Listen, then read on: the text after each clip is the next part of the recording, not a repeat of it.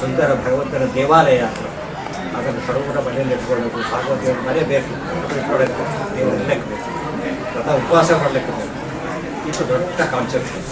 ಅದು ತಾರಕವಾದ ಭಾಗವತ ಪೂಜೆಗಳು ಹೇಳಿರೋದು.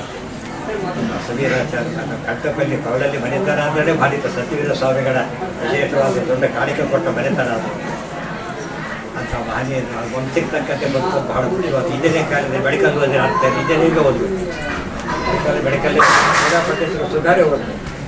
ಚಿತ್ರ ತಾತಗಳು ಒಂದು ದೊಡ್ಡ ಹೆಸರು ಮಾಡಿದ್ರು ತಂದೆ ಬದಲಾಗಿ ಅದನ್ನು ಸಾರ್ಥಕ ಮಾಡಿದ್ದಾರೆ, ಒಳ್ಳೆ ಕೆಲಸ ಮಾಡಿದ್ದಾರೆ. ಅದು ಎಷ್ಟು ಜನ ಕರಿಯರ ಬಗ್ಗೆ ಮತ್ತು ಕಾರ್ ನೋಡಿದ್ರೆ ಗೊತ್ತಾಗ್ತದೆ ಎಷ್ಟು ಕಾರ್ ಎಷ್ಟು ಕಾರ್ ನೋಡ್ತಾರೆ. ಅವರ ಭಾವಂತರು ಒಳ್ಳೆ ಶ್ರದ್ಧೆಯಿಂದ ದೇವರ ರಾಯ ಸೇವೆ ಮಾಡ್ಕೊಂಡಿದ್ದಾರೆ. ಇಂಥ ಸಂಸಾರ ಭಾಳ ಚೆನ್ನಾಗಿ ಕಾಣಿಸ್ತದೆ. ನೋಡಿದಾಗ ಮನೆ ಚೆನ್ನಾಗಿದೆ, ಭಾಳ ಜನ ಚೆನ್ನಾಗಿ ಮನೆ ಚೆನ್ನಾಗಿದೆ. ರ್ಯಾಂಕ್ ಬರ್ತದೆ ಸ್ಕೂಲ್. ಸಣ್ಣ ಕಟ್ಟಡ, ಫಸ್ಟ್ ಕ್ಲಾಸ್ ಸ್ಕೂಲ್, ದೊಡ್ಡ ಕಟ್ಟಡ ಎಲ್ಲ ಫೇಮಸ್. ಸೂರಬದಿಲ್ಲ ಬಿಲ್ಡಿಂಗ್ ಅಂತ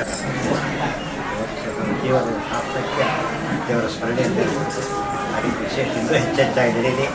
ಸಮೀರಾಚಾರ್ಯರ ಶಾಸ್ತ್ರ ಓದ್ತಿರೋದ್ರಿಂದ ಕಂಠಪಲ್ಲಿ, ಕಂಠನೇ ಅವರ ದಾಸರಿ ಆಗ ಕಂಠಪಲ್ಲಿ ಆಗುವಂತ ಬರ್ತದೆ. ಬಾಯಿಂದ ಶಾಸ್ತ್ರ ಬರಬೇಕು. ಆ ರೀತಿ ಕಂಠ ಪಾಠ ಪ್ರವಚನ ಅದು ಬಾಯಿ ಬೇರೆ ಏನಿಲ್ಲ. ಹೊರಲಹಳ್ಳಿ ಅದು ಕನ್ನಡ, ಇದು ಸಂಸ್ಕೃತ.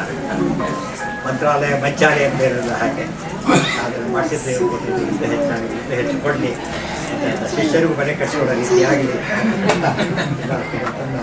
ಕೃಷ್ಣ